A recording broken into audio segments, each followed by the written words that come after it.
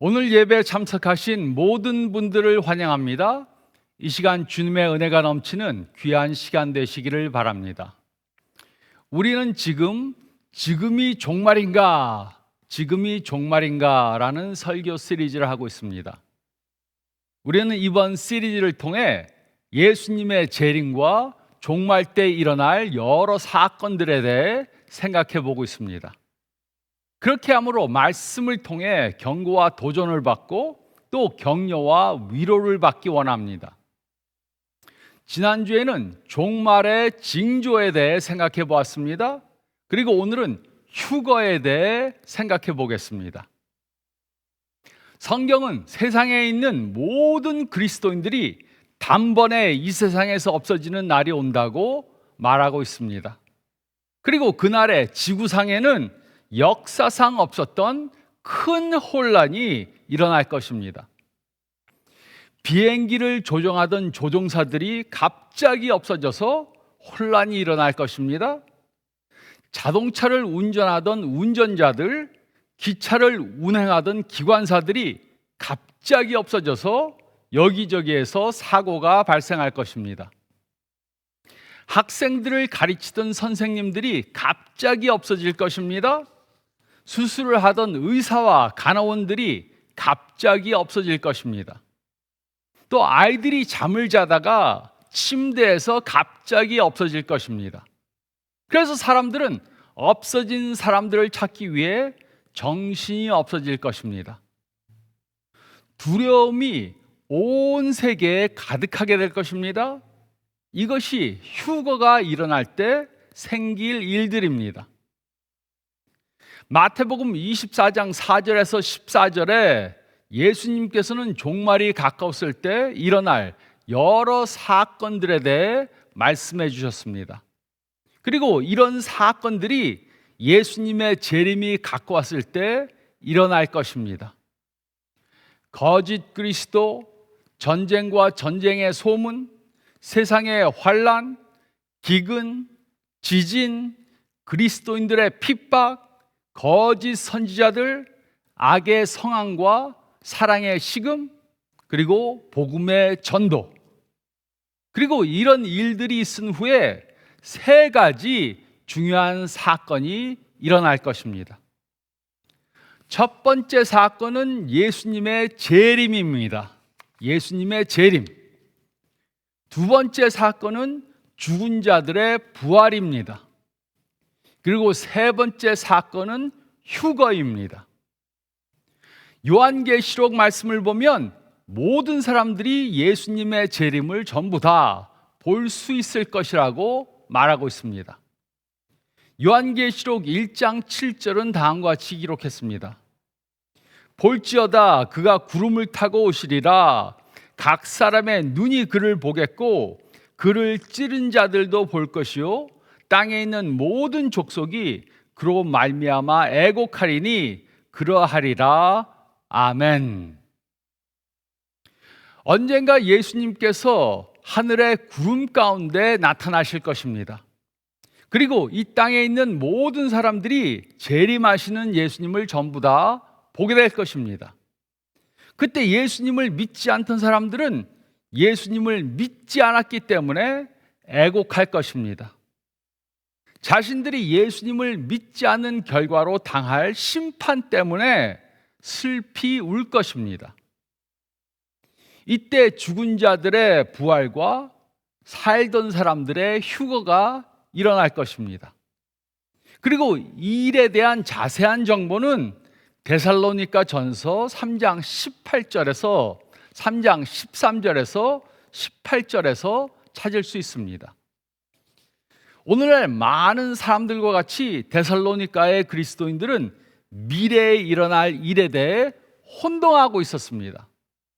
그들은 예수님의 재림을 믿었지만 그들 중 예수님을 믿다가 죽은 사람들은 어떻게 될 것인가 궁금했습니다. 그래서 사도 바울은 예수님의 재림 때 일어날 일들에 대해 가르쳐 주었습니다. 예수님이 재림하실 때 예수님을 믿은 사람들은 갑자기 몸이 변화돼서 하늘에서 예수님을 만나게 될 것입니다. 그러므로 이 사건에 대해 바로 깨닫기 위해 우리는 사도 바울이 데살로니가 교인들에게 쓴 말씀을 자세히 살펴봐야 합니다.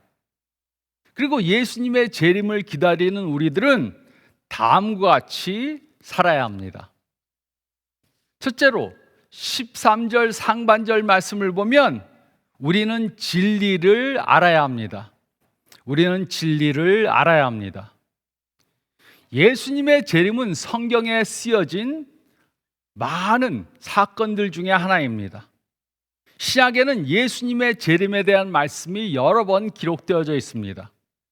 그리고 예수님의 마지막 말씀인 요한계시록 22장 20절은 내가 진실로 속히 오리라입니다.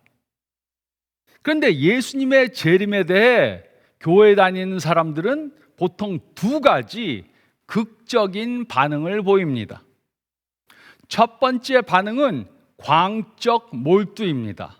광적 몰두. 이런 반응은 성경에 쓰인 예언에 너무 치우치는 사람들이 보이는 반응입니다.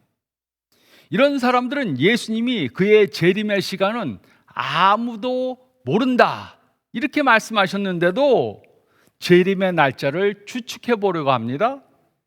이런 사람들은 지금 일어나고 있는 모든 일들을 전부 다 예언적으로 풀려고 합니다. 또 이들은 미래에 일어날 일들에 너무 관심을 두다가 현재의 삶에 충실하지 못합니다. 이들은 예수님의 재림에 너무 초점을 두다가 이 세상에서 해야 할 일들을 등한시합니다. 그리고 두 번째 반응은 신학적 무지입니다. 신학적 무지. 이런 반응을 보이는 사람들은 예수님의 재림에 대해 알지 못하거나 아니면 알더라도 별 관심이 없습니다. 이런 사람들은 이 세상의 역사는 하나님의 계획 속에서 이루어져 가고 있다는 사실을 알지 못합니다. 이런 사람들은 천국의 소망을 두고 살지 않기 때문에 전도도 안 하고 죄를 막 범하고 이 세상에만 관심이 있는 그런 삶을 삽니다. 그러나 우리는 이런 양극을 피해야 합니다. 대신에 우리는 균형이 있는 삶을 살아야 합니다. 13절 상반절은 다음과 같이 기록했습니다. 형제들아, 자는 자들에 관하여는 너희가 알지 못함을 우리가 원하지 아니하노니. 사도 바울은 디모데에게서부터 데살로니가에 살던 그리스도인들에 대한 정보를 들었습니다. 그 중에 하나는 그들이 예수님의 재림에 대해 잘 알지 못하고 있다는 것이었습니다. 이들은 특히 예수님을 믿다가 잠든 사람들은 재림 때 어떻게 될 것인지 알지 못했습니다. 이곳에 자는 자들이란 예수님을 믿다가 죽은 사람들을 말합니다. 그들 중 어떤 사람들은 예수님이 곧 재림하실 것이라고 믿었습니다. 그리고 그들은 예수님의 재림을 기다렸습니다. 그러다 어떤 사람들은 나이가 들어서 죽었습니다. 그래서 그들은 예수님을 믿다가 죽은 사람들은 구원을 받지 못하는 것이 아닌가라는 의문을 갖게 되었습니다. 그 이유가 무엇이었습니까? 그들은 죽음과 예수님의 재림에 대해 바로 알지 못하고 있었기 때문입니다. 그런데 요즘 많은 그리스도인들도 데살로니가의 교인들처럼 예수님의 재림 때 일어날 사건들에 대해 잘 알지 못합니다. 우리들 중에는 준비성이 강한 사람들이 있습니다. 이런 사람들은 휴가를 가거나 은퇴를 앞두었던가 아니면 아이들을 양육하기 위해 철저히 준비합니다. 물론 이렇게 준비하는 것은 잘못된 것이 아니고 필요한 것입니다. 그러나 우리가 준비해야 할 일들 중에 가장 중요한 것은 예수님의 재림을 준비하는 것입니다. 우리는 예수님의 재림을 준비하는 일에 등한시해서는 안 되고 이 분야에 대한 하나님의 진리의 말씀을 잘 알고 있어야 합니다. 우리는 하나님의 진리를 바로 알고 있어야 합니다. 특히 종말이 가까워지면 많은 거짓 선지자들, 거짓 그리스도들, 또 적 그리스도까지 등장한다고 성경이 말하고 있습니다. 근데 우리는 그들을 어떻게 판단해야 합니까? 우리는 그들이 거짓 선지자, 거짓 그리스도, 또 적 그리스도인 것을 어떻게 알 수 있습니까? 우리는 그들을 하나님의 말씀을 기준으로 판단해야 합니다. 은행에서 근무하는 사람들에게 은행이 그들을 훈련시키는 방법이 있다고 합니다. 그들에게 위조 지폐를 알아보기 위해 은행에서는 그들로 진짜 지폐를 많이 만져보게 한다고 합니다. 진짜 지폐를 많이 만지다 보면 위조 지폐를 만질 때 다른 점을 느낄 수 있다고 그렇게 말합니다. 그래서 은행에서는 새로 된 직원들에게 진짜 지폐를 많이 만지게 함으로 위조 지폐를 알아보게 그렇게 합니다. 우리가 거짓 선지자들, 거짓 그리스도, 또 적 그리스도를 어떻게 알아볼 수 있습니까? 그것은 우리가 하나님의 진리를 알 때만 가능한 것입니다. 그러므로 종말이 가까워지면 가까워질수록 우리는 더욱더 예수님의 재림에 대한 하나님의 진리를 바로 알아야 합니다. 성경이 이 부분에 대해 말하는 것을 바로 알아야 합니다. 우리는 진리를 알아야 합니다. 우리는 진리를 알아야 합니다. 그리고 둘째로 13절 하반절에서 17절은 우리는 진리의 소망을 두어야 합니다. 우리는 진리의 소망을 두어야 합니다. 13절 하반절은 다음과 같이 기록했습니다. 이는 소망 없는 다른 이와 같이 슬퍼하지 않게 하려 함이라. 바울은 누군가가 죽으면, 예수님을 믿다가 죽으면 우리는 예수님을 믿지 않는 사람들과 같이 슬퍼하지 않아도 된다고 말했습니다. 그 이유는 우리들에게는 예수님의 재림과 부활의 소망이 있기 때문입니다. 그래서 우리는 이런 소망이 없는 사람들처럼 슬퍼하지 않아도 됩니다. 예수님을 믿지 않는 사람들은 이 세상이 끝이라고 그렇게 믿습니다. 죽으면 모든 것이 끝난다고 믿습니다. 그래서 사랑하는 사람이 죽으면 소망이 없이 슬퍼합니다. 물론 예수님을 믿는 사람들도 사랑하는 사람이 이 세상을 떠나면 슬퍼하는 것이 당연한 것입니다. 그 이유는 우리는 그들을 이 세상에서는 다시 볼 수 없기 때문입니다.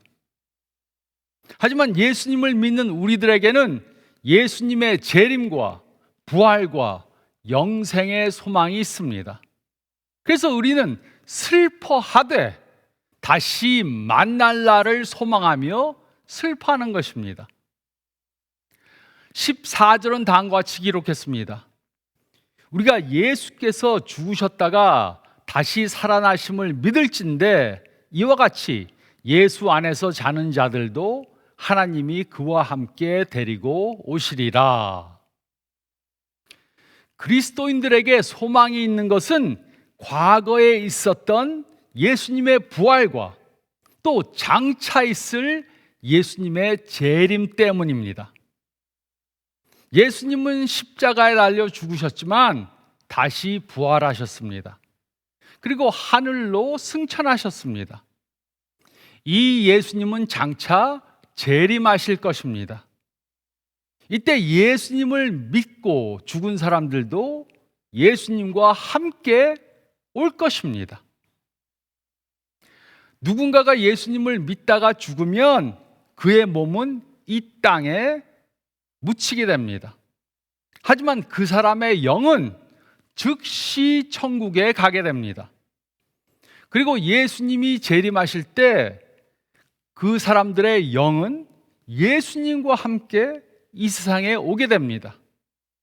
이때 그들의 죽은 몸은 부활하게 될 것입니다. 그리고 이들의 영과 부활한 몸은 다시 하나가 될 것입니다. 예수님의 죽으심과 부활하심이 죽은 자들의 몸이 예수님의 재림 때 부활할 것을 증명해 줍니다. 그리고 그들의 영과 몸은 다시 하나가 되어서 예수님 안에서 영생하게 될 것입니다. 그러므로 예수님이 부활하신 것을 믿는다면 그가 같은 기적을 그를 믿고 죽은 사람들에게도 행하실 것을 믿어야 합니다. 예수님을 믿고 죽은 사람들은 예수님의 재림 때 다 부활할 것입니다. 그래서 우리는 사랑하는 사람이 죽으면 부활에 소망이 없는 사람들처럼 슬퍼하지 않아도 되는 것입니다. 그리고 15절에서 17절에 바울은 재림 때 일어날 사건들을 순서대로 기록했습니다. 첫째로 15절에서 16절 상반절 말씀을 보면 예수님께서 강림하실 것입니다. 15절로 16절 상반절은 다음과 같이 기록했습니다. 우리가 주의 말씀으로 너에게 이것을 말하노니 주께서 강림하실 때 우리 살아남은 자도 자는 자보다 결코 앞서지 못하리라. 주께서 호령과 천사장의 소리와 하나님의 나팔 소리로 친히 하늘로부터 강림하시리니, 예수님께서 친히 강림하실 것입니다. 예수님께서 호령과 천사장의 소리와 하나님의 나팔 소리로 친히 하늘로부터 강림하실 것입니다. 그리고 예수님의 강림 때 살아있는 자들이 자는 자들보다 결단코 앞서지 못할 것입니다. 그래서 두 번째로 16절 하반절 말씀을 보면 예수님을 믿고 죽은 자들의 부활이 있을 것입니다. 16절 하반절은 다음과 같이 기록했습니다. 그리스도 안에서 죽은 자들이 먼저 일어나고, 모든 죽은 사람들이 부활할 것이 아닙니다. 이때 부활할 것이 아니고 예수님을 믿고 죽은 자들만 이때 부활할 것입니다. 이것이 그리스도 안에서 죽은 자들이 먼저 일어난다는 뜻입니다. 이들은 예수님의 재림 때 살아있던 사람들보다 먼저 부활하게 될 것입니다. 예수님을 믿고 죽은 가족들, 친구들, 교인들이 이때 부활할 것입니다. 그리고 셋째로 17절 상반절 말씀을 보면 휴거가 있을 것입니다. 17절 상반절은 다음과 같이 기록했습니다. 그 후에 우리 살아남은 자도 그들과 함께 구름 속으로 끌어올려 공중에서 주를 영접하게 하시리니, 예수님이 재림하시면 예수님을 믿고 죽은 자들이 먼저 부활할 것입니다. 그리고 그 후에 예수님의 재림 때 살아있는 그리스도인들의 몸이 변화될 것입니다. 그리고 그들도 구름 속으로 끌어올려 하늘에서 예수님을 영접하게 될 것입니다. 우리는 이 사건을 휴거라고 부릅니다. 예수님을 믿고 죽은 사람들의 부활과 살아있는 사람들의 몸이 변화되는 것은 시간적으로 많은 차이가 없을 것입니다. 하지만 예수님의 재림 때 예수님을 믿고 죽은 자들이 먼저 예수님을 만나게 되고, 그 후에 예수님의 재림 때 살아있는 그리스도인들이 하늘로 끌어올림을 받게 될 것입니다. 이곳에 끌어올린다는 단어는 단번에 잡아간다라는 뜻입니다. 이 말은 예수님의 재림 때 휴거가 갑작스럽게 일어난다는 것을 강조하는 것입니다. 그러므로 휴거란 무엇입니까? 휴거란 무엇을 의미합니까? 휴거의 한자 뜻을 해석하면 이끌어 가다라는 말입니다. 그리고 휴거는 영어로 rapture라고 부릅니다. 휴거는 기독교 종말론적 사건으로 예수님이 재림하실 때 그를 믿는 그리스도인들이 공중에 올라가 예수님을 만나는 사건을 말합니다. 예수님은 그의 자녀들을 이렇게 갑자기 부르실 것입니다. 그리고 한 명도 남는 사람이 없이 예수님을 믿는 모든 사람들이 전부 다 들림을 당하게 될 것입니다. 바울은 고린도에 살던 그리스도인들에게 보낸 편지에서 이렇게 기록했습니다. 고린도전서 15장 52절은 다음과 같이 기록했습니다. 나팔 소리가 나매 죽은 자들이 썩지 아니할 것으로 다시 살아나고 우리도 변화되리라. 예수님이 재림하시면 순식간에 모든 그리스도인들을 불러서 그의 영광에 참여하게 하실 것입니다. 단 한 사람도 뒤에 남지 않을 것입니다. 물론 우리는 이 사건을 상상하기가 쉽지 않습니다. 어떻게 이 모든 일들이 이루어질 것인가 상상하기가 쉽지 않습니다. 하지만 이 사건은 반드시 예수님의 재림 때 일어날 것입니다. 그리고 넷째로 17절 하반절 말씀을 보면 우리는 예수님과 만나게 될 것입니다. 우리는 예수님과 만나게 될 것입니다. 17절 하반절은 다음과 같이 기록했습니다. 그리하여 우리가 항상 주와 함께 있으리라. 예수님의 재림 후 우리는 영원히 예수님과 함께 거하게 될 것입니다. 이것이 우리들이 소망하는 것입니다. 그러므로 우리는 예수님의 재림과 영원한 천국에 소망을 두고 살아야 합니다. 그리고 썩어질 것들, 영원하지 않은 것들에 너무 매여서 살면 안 됩니다. 이 세상에서의 고통, 이 세상에서의 고통과 어려움이 끝나는 날이 올 것입니다. 우리는 그날에 소망을 두고 살아야 합니다. 성경을 보면 바울은 이런 삶을 살았습니다. 이것을 한번 상상해 보시기 바랍니다. 사형 선고를 받은 사람이 있습니다. 그는 유대인입니다.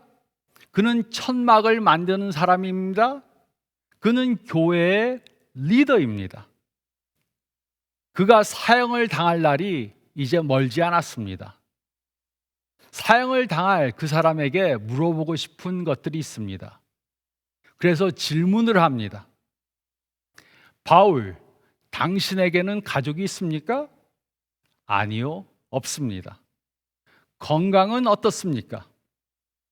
내 몸은 고생을 해서 상할 대로 다 상했습니다. 무슨 상을 받은 것이 있습니까? 이 세상에서는 하나도 없습니다. 가진 것은 있습니까? 가진 것도 없습니다. 그럼 무엇을 갖고 있습니까? 당신은 가족도 없고 돈도 없고 명예도 없습니다. 그때 바울은 대답합니다. 저에게는 믿음이 있습니다. 그것밖에는 아무것도 없습니다. 그러나 이 믿음은 저에게 소망을 줍니다.